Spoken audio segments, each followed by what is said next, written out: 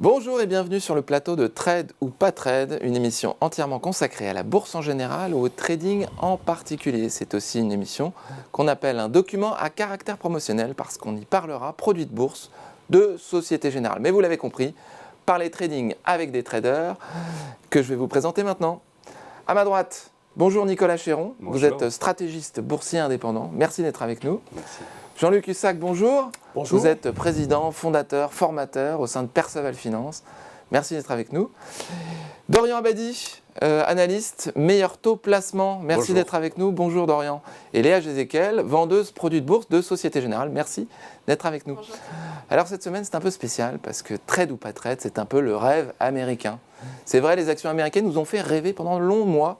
Si on regarde les big names, les grands noms de la cote américaine, depuis la crise Covid et en particulier leur performance. Souvenez-vous, on parlait de GAFA, G-A-F-A, pour Google, Apple, Facebook, Amazon. On parlait aussi de GAFAM, si on rajoute le M de Microsoft, ou de Natu, Netflix, Airbnb, Tesla ou Uber. Tous ces mini paniers d'actions, toutes ces actions américaines ont une performance exceptionnelle entre mars 2020 et décembre 2021, où elles gagnaient environ 100%, on peut le dire. En face, de l'autre côté de l'Atlantique, les indices européens étaient à la traîne.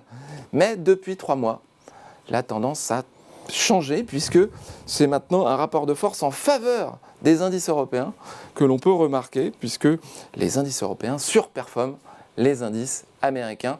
Et c'est ce qu'on va tenter de décrypter ensemble. Est-ce que cette tendance va perdurer ou est-ce qu'il est temps de se réintéresser aux actions américaines au détriment des actions européennes? C'est ce que nous allons voir avec nos spécialistes.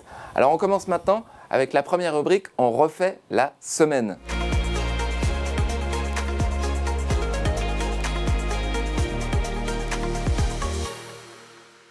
On refait la semaine, on commence tout de suite avec Nicolas Chéron. Vous allez nous parler du marché américain, tout ce que ça comporte aujourd'hui avec la macroéconomie, les marges des entreprises, les positions optionnelles. Et puis vous allez nous parler aussi du taux d'épargne particulièrement bas. Je vous en prie, qu'est-ce que vous avez remarqué donc, sur ces marchés US? Alors, on peut remarquer que depuis plusieurs semaines, depuis le début de l'année, en fait, il y a une sorte d'inertie haussière.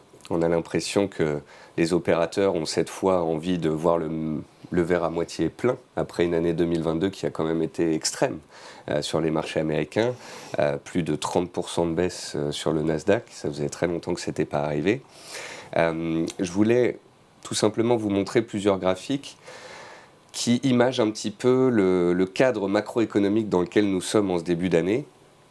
On parle de soft landing, d'atterrissage en douceur aux États-Unis, et c'est quelque chose qu'il va falloir suivre de très près, je pense. À savoir, est-ce qu'on va réussir à ralentir gentiment et à stabiliser les marchés, ou est-ce qu'au contraire, eh bien, les politiques de taux d'intérêt très fortes, etc., vont pressuriser les entreprises et leurs marges.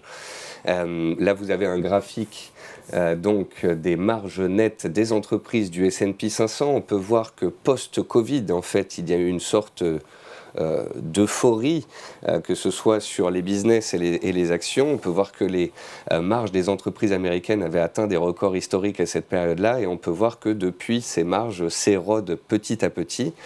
Là, on est en plein dans les publications des entreprises en ce moment, et on va justement voir ce trimestre et aussi le trimestre suivant, quelles sont les implications d'une inflation beaucoup plus élevée que la moyenne des 10 dernières années, et est-ce qu'à un moment donné, les entreprises vont encaisser, ou est-ce qu'au contraire, leurs marges vont se contracter, les bénéfices vont baisser? On voit sur votre graphique qu'on est quand même toujours à des niveaux, en tout cas pour le 4e trimestre 2022, équivalent à ce qu'on était fin 2019.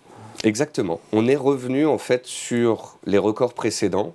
Donc on va dire que la partie exceptionnelle de la partie Covid, post-Covid, post-relance exceptionnelle a été digérée.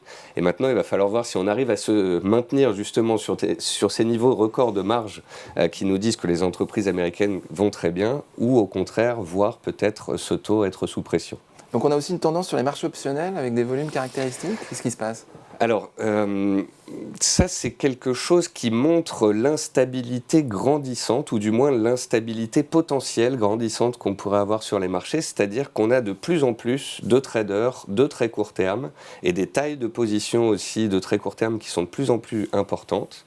Là, vous voyez en fait le pourcentage des options qui ont des expirations extrêmement courtes. On parle des 24 heures. Donc on est dans des trades optionnels de très très très court terme et on peut voir que de plus en plus de monde s'intéresse à cela.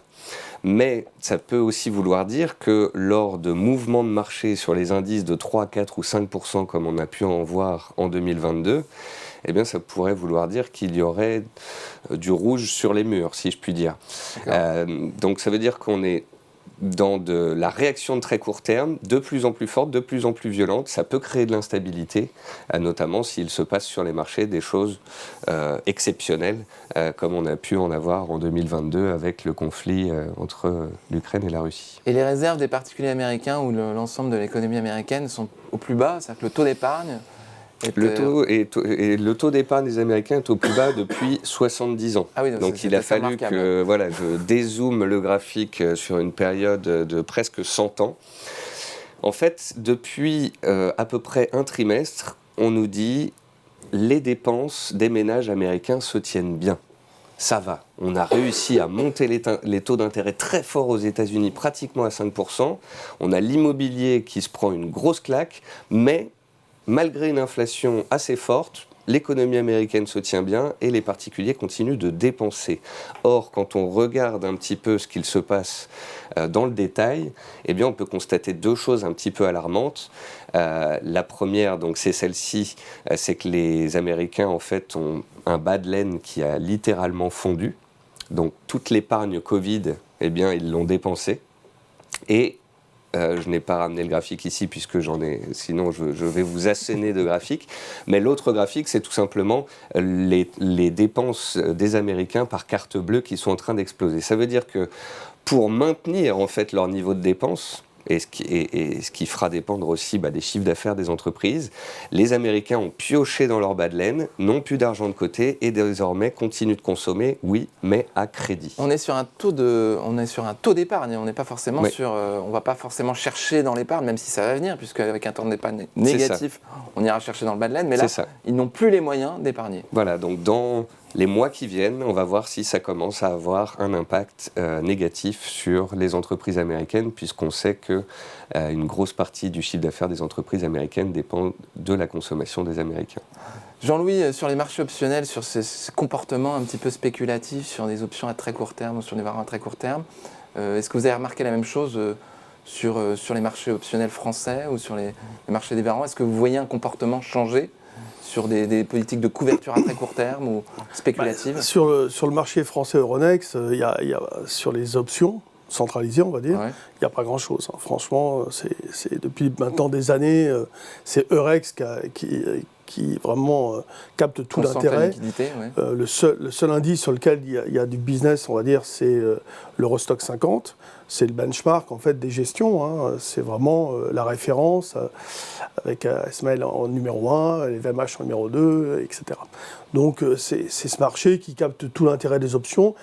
Mais ça n'a rien à voir avec les options sur le SP500 où là, en effet, c'est incroyable. Ça traite de minuit à 23h, ça s'arrête 1 heure, ça reprend. Il y a des fourchettes, il y a des strikes tous les 5 points, il y a des fourchettes au quart de point ou demi-point parfois, mais c'est un marché qui est... Et est-ce que vous observez sur ces marchés-là, vous voyez des implications sur les indices américains parce que vous oui, à chaque échéance, en effet, c'est incroyable, mais à chaque échéance... C'est trimestriel ou mensuel? Ah non, là c'est carrément dans hebdo et parfois 2 dans la semaine. Lundi, mercredi, vendredi. Alors parfois ça alterne, mais tous les vendredis certains, et parfois c'est lundi, mercredi ou mercredi, vendredi. Mais les vendredis toujours là, mais lundi, mercredi ça alterne. Et là vous avez à chaque fois un mouvement de 1,5, 2% qui se fait, je pense. Alors, si vous voulez, ce sont des mouvements qui pourraient faire peut-être 0,7, 0,8, mais en effet, les options, c'est une des caractéristiques des dérivés, sont des amplificateurs de mouvements. C'est parfois très perturbant pour certains acteurs, parce que, surtout ceux qui n'en ont pas l'habitude, mais ils surinterprètent ces mouvements et ils pensent que ça y est, ça va se casser la figure. C'est le début d'une tendance alors que c'est simplement quelque chose d'assez technique. Ah oui, on est tombé à 3900 et quelques à l'échéance de vendredi dernier. Le mercredi, on était remonté à 4030 et puis ça recommençait, ça rebaissait, ça remontait. On avait presque l'impression que c'était l'alternance, quoi. Et à chaque fois, vraiment des mouvements très nets qui se mettaient en place. Et ça, c'était les conséquences de rachat ou de clôture de position? C'est des conséquences de gestion de delta, c'est des conséquences de toute cette spéculation qu'il y a sur les options. En Europe, ça fait 20 ans que le marché a pris de l'ampleur. Aux États-Unis, ça avait démarré déjà en 74. Aux États-Unis, les options, c'est le démarrage, c'est 74. En Europe, en France, c'est 87. Et c'est quand même bien plus tard. Il y a 20 ans d'avant. Et en France, on est toujours resté extrêmement peu liquide, etc. Ou alors, il faut chercher des prix chez des market makers. Ou alors, il faut aller chercher des produits de bourse comme les varans ou la liquidité. Oui, alors voilà, parce qu'en fait, derrière le varan, le turbo, etc., il y a un market maker. D'accord. Sur la liquidité par contrat, avec un contrat d'apporteur de liquidité. C'est ça. Donc la SocGen, elle va dire, par exemple, en ce qui nous concerne, là, elle va dire, voilà, nous, on se place là et c'est différent comme marché. Là, sur les options, c'est triste, hein, mais ils ont un peu... Il se tire que les markets aussi demandent à être payés à un moment donné pour apporter les prix. Sur les marchés optionnels, oui. Ouais. Très bien. Et sur les indices, aujourd'hui, US, qu'est-ce que vous voyez comme tendance? Est-ce que vous pensez qu'on est sur une tendance plutôt difficile à dire. De rattrapage, ou est-ce que vous pensez que le rapport de force entre les marchés européens et les marchés américains va continuer à tourner en faveur des marchés européens? On peut penser que ça va continuer de tourner au profit des marchés européens. Ou alors, est-ce que si je vous dis, est-ce que c'est l'eurodoll qui aussi drive beaucoup d'intérêt et que l'euro progressant, le dollar, lui, est orienté à la baisse, il y a peut-être un flux d'investissement qui s'est mis sur l'euro et qui continue, si vous voulez, à parier sur le fait que l'euro va continuer de monter. Mais avant le retournement de l'euro par rapport au dollar, on avait une tendance inverse, puisqu'on était passé de 1,12, 1,13 à 0,97. Donc le dollar s'était fortement apprécié par rapport à l'euro. Ouais. Et pourtant, cette tendance de surperformance des marchés européens par rapport au marché américain est plus longue. Il y a eu plusieurs facteurs. Non, mais là, je vous parle à court terme. Ouais.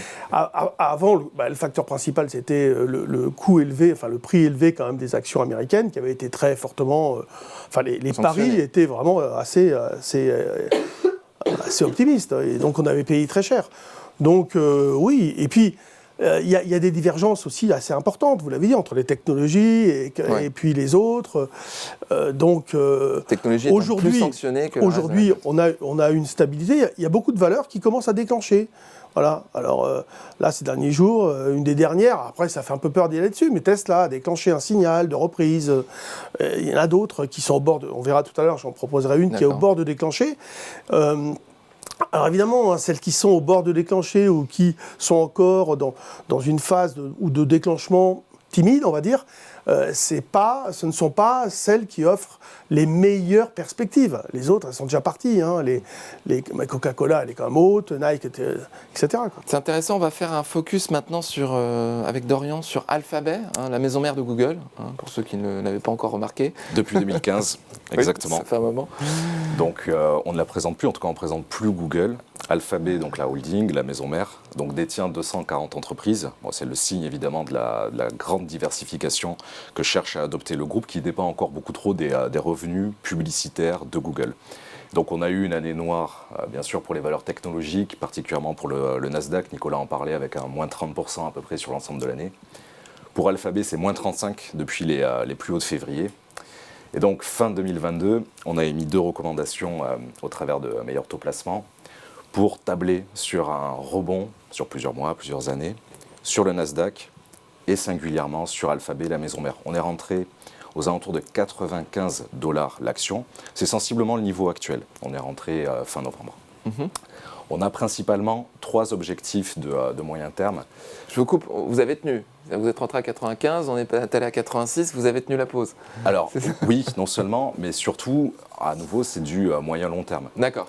C'est du moyen long terme, c'est très important pour ce dossier-là parce qu'on vient la garder véritablement, on vient tabler sur un rebond potentiellement à horizon 2024-2025. D'accord. Avant cela, quand même, il y a des objectifs un petit peu intermédiaires. Les 117, 124 et le plus lointain étant sur 144 $. 124 d'ailleurs, c'est à peu de choses près, l'objectif du consensus de marché. Quand on regarde ce que les principaux cabinets d'analyse ont émis comme recommandation, on est sensiblement sur ces eaux-là. Donc, au-delà j'allais dire les soldes, c'est peut-être un bien grand mot, mais c'est vrai qu'un tel dossier complètement bradé en bourse, également parce que les revenus publicitaires ont baissé l'an dernier, c'est pas seulement une histoire de hausse des taux. Quand on est dans une période inflationniste, les grands groupes coupent en premier les budgets marketing, et donc ça se ressent naturellement dans les revenus publicitaires de Google. Mais ça reste une entreprise absolument exceptionnelle au niveau de ses fondamentaux, en particulier de sa trésorerie. L'entreprise, la holding, a les moyens de ses ambitions pour se diversifier, parce qu'on connaît beaucoup Google, mais on connaît moins en général les activités d'intelligence artificielle et de stockage en ligne, de cloud, qui commencent véritablement à prendre une place de plus en plus intéressante, de plus en plus importante dans les revenus généraux d'Alphabet. Et c'est véritablement, de notre point de vue, un bon point d'entrée en dessous de ce cap symbolique des 100 $. On a vu cette semaine une procédure visant à regarder un petit peu la position antitrust de Google qui a été initiée. On voit que l'action n'a pas trop bougé. Pourtant, ça pourrait aboutir à un split de l'entreprise. De Google, on parle aussi beaucoup des autres GAFAM en la matière, peut-être un peu moins Meta, mais elles ont clairement fait un lobbying intense auprès des pouvoirs politiques ces derniers mois, précisément pour ne pas être divisées, pour ne pas être scindées. L'argument étant de dire principalement, si on scinde les activités des géants américains, ça va profiter aux concurrents, pour ne pas dire aux ennemis chinois. C'est le principal argument de lobbying. Même si on il n'y en a pas beaucoup. Je ne connais pas encore de Google européen. J'espère que ça viendra, mais Très bien, merci infiniment. Maintenant, on va passer à la rubrique Le Zoom sur.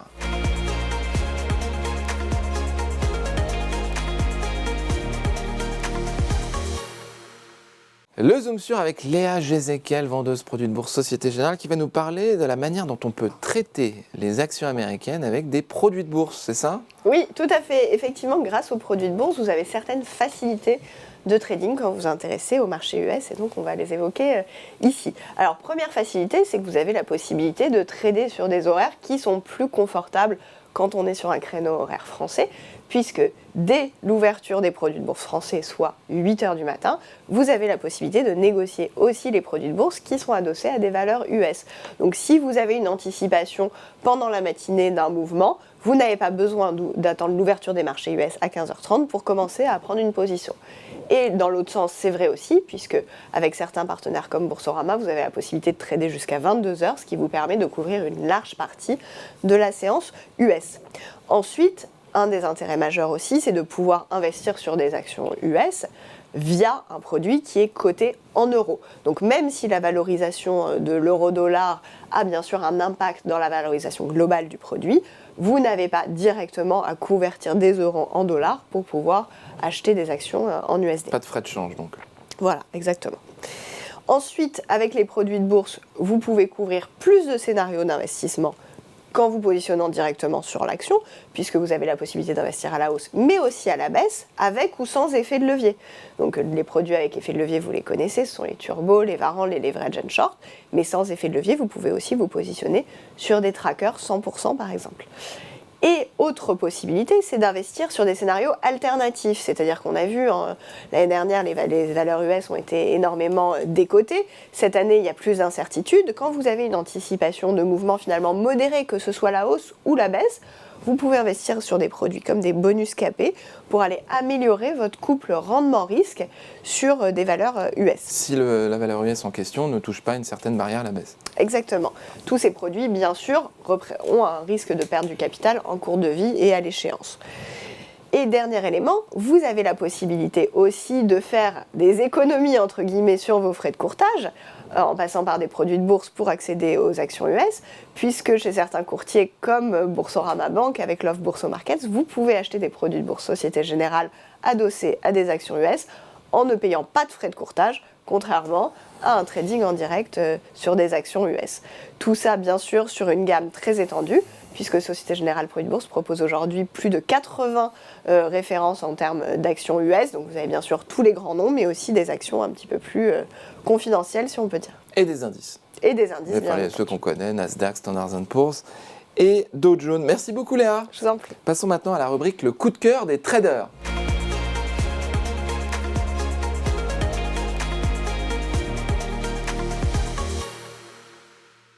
Le coup de cœur des traders, vous connaissez le principe. Chacun des traders autour de cette table a 1 minute pour convaincre les 2 autres sur un scénario d'investissement qu'il aura choisi et qu'il prévoit pour les semaines à venir. On va commencer par qui? On va commencer par Nicolas. Vous avez choisi Boeing, l'avionneur US. Alors je vous en prie, on va préparer le chronomètre. 60 secondes, c'est parti. 3, 2, 1, à vous Nicolas. Alors, le principe est simple sur Boeing, c'est qu'elle est extrêmement propre graphiquement sur les derniers mois du rebond.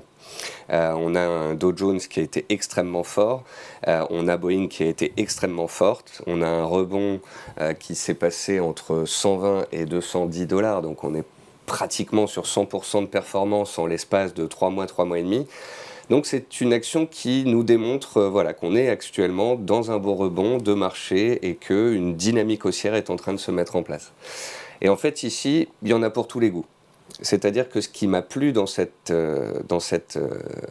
action, c'est qu'elle a une tendance très claire, avec une délimitation très claire. C'est-à-dire que tant qu'elle est au-dessus des 203, 205 $, elle est haussière dans une tendance haussière, au-dessus d'un support de court terme, au-dessus d'une dynamique. Donc si on est positif sur les marchés, on peut se placer à l'achat sur ces niveaux-là avec un stop juste en dessous. Mais aussi, surtout, si les marchés devaient se retourner dans les séances à venir, si elles cassent les 202, 203, c'est un short qui pourrait être rentré. Vous êtes parfaitement en timing. Vous avez respecté parfaitement les 60 secondes. Merci beaucoup Nicolas, c'est parfait. Alors, Dorian, Jean-Louis, qu'est-ce que vous en pensez? Trade ou pas trade? Ah, c'est bien, on a un peu de contradiction. On va commencer par Jean-Louis, qui n'est pas tout à fait d'accord. Oui, parce que je ne suis pas d'accord sur le stop reverse, si vous voulez. Stop reverse, expliquez-nous. En fait, Nicolas dit sous 203, 202, même si on prend 200, hein, pourquoi pas, on peut prendre la marge. Hein. Il dit qu'il part à la baisse. Alors, moi déjà, les obliques comme ça, je me méfie énormément parce que l'importance... Les obliques, oui. Ouais, si vous voulez, ça veut dire que l'importance du prix qu'on regarde monte sur une oblique. Ok, mais... le prix pour moi, l'importance du prix pour moi est une constante. Donc j'ai l'habitude de regarder, enfin j'ai choisi dans mon approche depuis 40 ans que je fais ça, à un moment donné je me suis dit non, je vais regarder que les horizontales, très, très rarement les obliques. Et si vous voulez, pour remettre en cause un mouvement de hausse aussi puissant, en faisant un plus bas sur 1, 2, 3, 4, 5, 6, 7, 8, 9, 10, une douzaine de jours, c'est trop agressif. Ça, pour moi, ça ne remet pas en cause le mouvement. On peut très bien revenir à 185 et puis repartir comme une balle. D'accord. Voilà, donc je trouve que c'est... Vous n'êtes pas d'accord, mais sur le fond, vous êtes quand même d'accord avec Nicolas. Alors, oui et non, parce que... 185, ça fait 8% de gain, moi ça me va très bien. Oui, mais après, il y a aussi l'idée psychologique d'acheter, si vous voulez. C'est facile, entre guillemets, pour quelqu'un qui parle comme nous, hein, là... qui parlons tous d'ailleurs, de dire on achète par exemple sur 202, 203, mais enfin quand il s'agit d'appuyer sur le bouton à 202, 203... Sachant qu'on revient de 120, c'est ça? Bah voilà. Donc c'est pour ça que il y a à la fois, si vous voulez, l'aspect purement technique et l'aspect psychologique. C'est pour ça que je mets stop. Très intéressant. Dorian, vous êtes plutôt en ligne avec Nicolas. Ouais. Ah, vous changez un peu d'avis maintenant que vous avez entendu. Vous ne voulez pas vous mouiller. Je partage, c'est vrai, sa première réserve sur le fait d'avoir potentiellement 2 scénarios sur le même titre. J'aime pas trop. En revanche, à très court terme, oui, ça peut être intéressant d'un point de vue technique. Pourquoi pas même avec un peu d'effet de levier. Concrètement, le fait de tabler sur un rebond de à peu près 208 à 216, 220, les plus hauts récents, pourquoi pas. Sur de tels pics, sur de tels niveaux, de mon point de vue, ça ne pourrait se faire qu'avec de très faibles volumes. Une faible exposition ou un faible levier. Mais en tout cas, oui, ça peut être intéressant d'un point de vue strictement technique et uniquement à court terme. Sur le long terme, moi je préfère 1000 fois plus Airbus, clairement. Mais oui, à court terme, il y a un trade. Moi aussi, je préfère Airbus. Voilà. Et mais c'est une spéciale américaine. Présente Boeing avec une opportunité de vente. Ouais. C'est très intéressant. C'est très patriotique. Vous attendez au tournant. Vive l'Europe. Alors, Dorian, c'est à vous. Oui.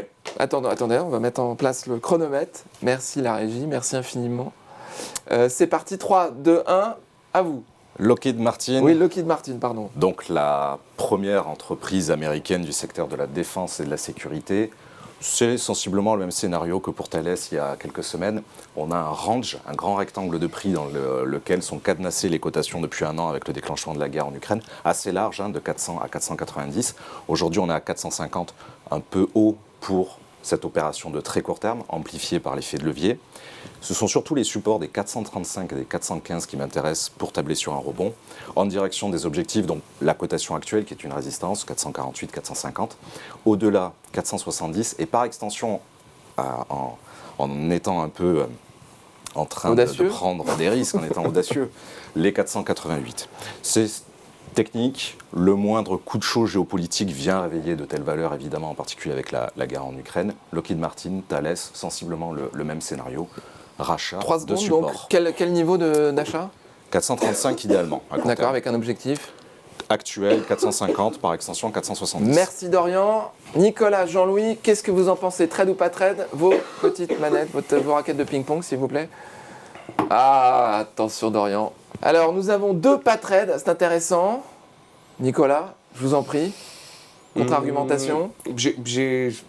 Je n'ai jamais tradé l'armement en fait. J'ai jamais mis à profit des scénarios haussiers ou baissiers sur des valeurs de l'armement. C'est un petit blocage psychologique, voilà. C'est très binaire, c'est-à-dire que si demain il y a des tensions effectivement exacerbées, on peut avoir une hausse de 10%, mais si demain on apprend qu'il y a un cessez-le-feu entre l'Ukraine et la Russie, toutes les valeurs de l'armement perdront 10%. Donc c'est ce côté, une news sort et va faire mon trade ou mon gain ou ma perte. C'est ce côté binaire que j'essaye d'éviter moi dans mes trades. Et puis après, à court terme, je la trouve quand même baissière. On est sorti du petit range entre 460 et 495 par le bas. On a un gap baissier, on a des plus hauts et des plus bas de plus en plus bas, alors même que les indices montent. Donc je me pose la question, si demain les indices consolident, qu'est-ce qui se passe sur ce genre de titre? Généralement, un titre qui sous-performait quand les indices montent se fait casser la figure quand les indices baissent. Jean-Louis, à vous, maintenant. Quels sont vos arguments contre ce pauvre Dorian, qui visiblement est attaqué de toutes parts? Je trouve que la configuration graphique n'est pas du tout bonne. Elle est très baissière. Et ce n'est pas du tout pour moi une opportunité de rentrer. Si on le fait, on peut le faire via un investissement extrêmement agressif sur, par exemple, des turbos, des varans, pourquoi pas. En positionnant la barrière comme un stop? Oui, voilà, c'est bien sûr. Maintenant, si vous voulez, ça veut dire, quand on achète une valeur comme ça, dans une configuration comme celle-ci, donc, ça veut dire qu'on a une forte conviction sur la valeur.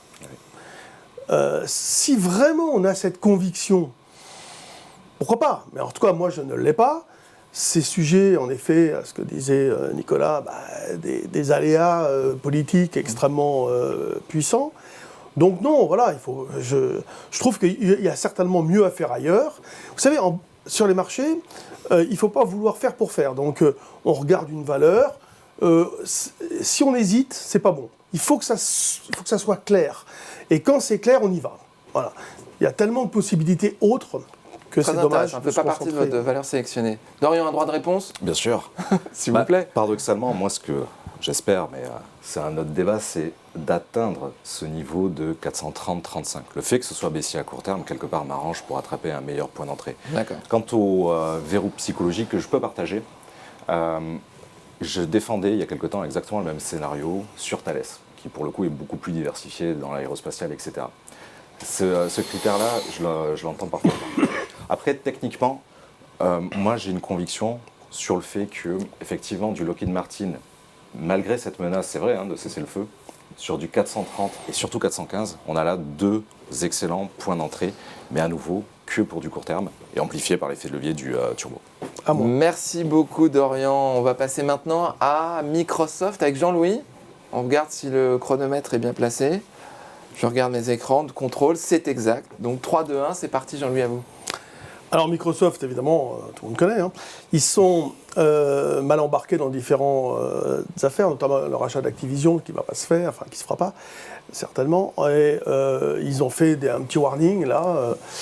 Donc les chiffres ne sont pas bons. Ce qui fait qu'en effet, si la valeur est sur des niveaux de prix bas, c'est qu'il y a des raisons fondamentales. l'intérêt de regarder Microsoft et l'intérêt justement de voir l'impact des résultats et du warning, c'est de voir peut-être aujourd'hui, demain, est-ce qu'on va franchir ou pas les 246 ? Donc là, pour moi, si vous voulez, la situation technique, elle est claire, nette et précise. Vous avez un niveau de résistance, si vous voulez, sous 246, un achat stop qui se déclenche, un écart potentiellement élevé vers, premièrement, 263 et pourquoi pas 290 si les marchés américains sont porteurs dans les prochains mois, et si Microsoft rattrape son retard. Pourquoi pas ? Parfait, merci beaucoup. Jean-Louis, c'était très clair. Alors, nous avons Dorian, Nicolas, prenez vos raquettes de ping-pong s'il vous plaît. Donc on a trade et on a mi-figue, mi-raisin. Vous allez nous l'expliquer, on va commencer par Dorian. Fondamentalement, c'est un peu la même tendance de fond que sur Alphabet. C'est-à-dire qu'on a un fleuron technologique exceptionnel bradé. On vient tabler sur un rebond. Tu évoquais le retour sur les 290, donc sur les plus hauts, si je ne me trompe pas, de février ou d'un peu plus tard, mais en tout cas, bref, de 2022. C'est sensiblement la même chose. À titre personnel, en GAFAM, bien sûr, je préfère Alphabet.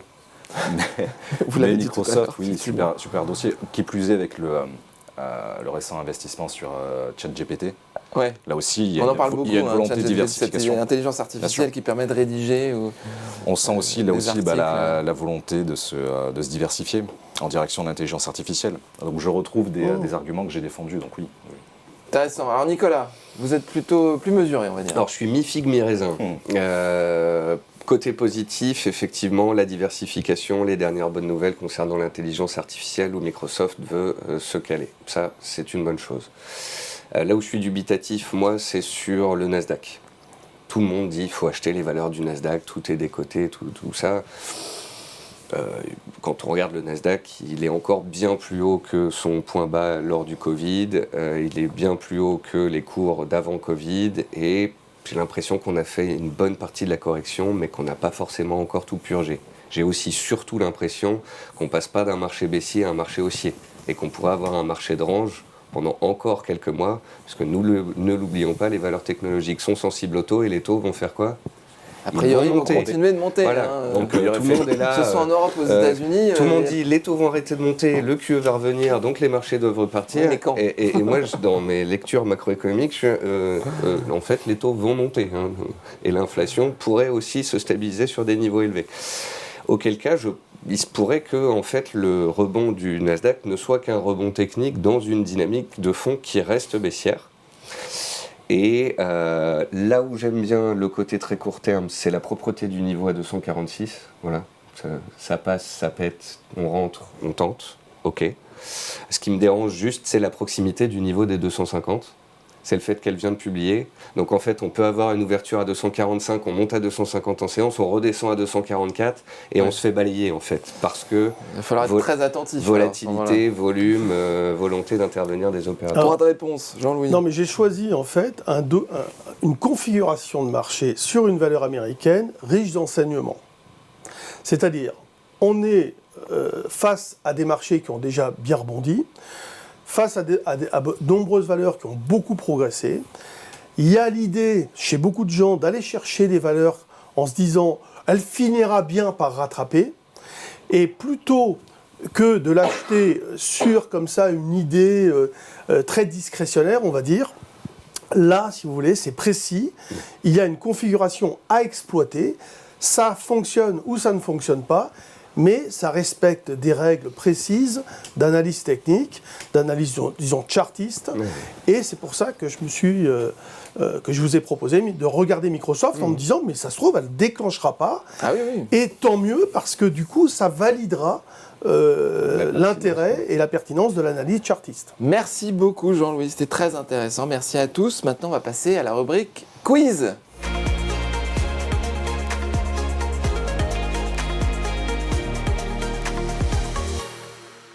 Rubrique quiz ou à vos marques, comme vous l'avez lu sur le jingle avec Léa Gézéquel. Aujourd'hui, vous allez nous parler évidemment des actions américaines. C'est une spéciale action US. Exactement. Donc on continue avec le quiz, messieurs, c'est parti. Je rappelle les règles du jeu. Tant que je n'ai pas énoncé toutes les réponses possibles, personne ne buzz sous peine de disqualification immédiate. Première question, c'est parti. Attention, c'est la baguette ici. Hein. Parmi ces valeurs, laquelle n'est pas une entreprise d'origine américaine? Réponse 1, Mondelez. Réponse 2, Akamai Technologies. Réponse 3, Spotify. Dorian. Spotify. Bien joué, Dorian. Effectivement, Spotify Suédois. est suédois. Le siège social est basé à Stockholm. Et bien qu'elle soit cotée sur le NYSE, ce n'est en aucun cas une action américaine. Point pour Dorian. Oui, bien sûr. Akamai Technologies, qui est une valeur cotée au Nasdaq, et vient d'un mot hawaïen qui signifie intelligent et spécialisé dans les serveurs. Mondelez, quant à elle, est une valeur qui signifie mundus et deles. Mundus, un mot latin qui signifie monde, et deles qui signifie delicious en anglais. Donc voilà, c'est une valeur US aussi. Bravo Dorian. On en apprend beaucoup aujourd'hui. Hein. Merci pour cette étymologie. Alors, 1 point pour Dorian, 0 pour Jean-Louis, 0 pour Nicolas. Très intello, hein. Ah oui, très intello aujourd'hui. Deuxième question, plus graphique, vous inquiétez pas. Laquelle de ces actions US a le plus souffert en 2022? Petit 1, Meta. Petit 2, Google. Petit 3, Nike. Je crois que c'est Nicolas. Il me semble que c'est Nicolas aussi. Faut pas que je me plante du coup. Absolument. Moi je dirais Meta. Oui, Alors, il a fait effectivement. -60%. Moins 64%, très bien Nicolas. Effectivement, Meta qui a particulièrement souffert d'une baisse de ses revenus publicitaires et d'une augmentation de ses coûts, et ce qui s'est soldé par un plan de licenciement massif avec 13% des effectifs. Ensuite, on a Google à moins 39% quand même, une performance négative qui se remarque, qui aussi a parlé de plan de licenciement, mais les récents développements avec l'acquisition d'OpenAI, ChatGPT dont on parlait, lui redonnent un petit peu de couleur en ce début d'année 2023.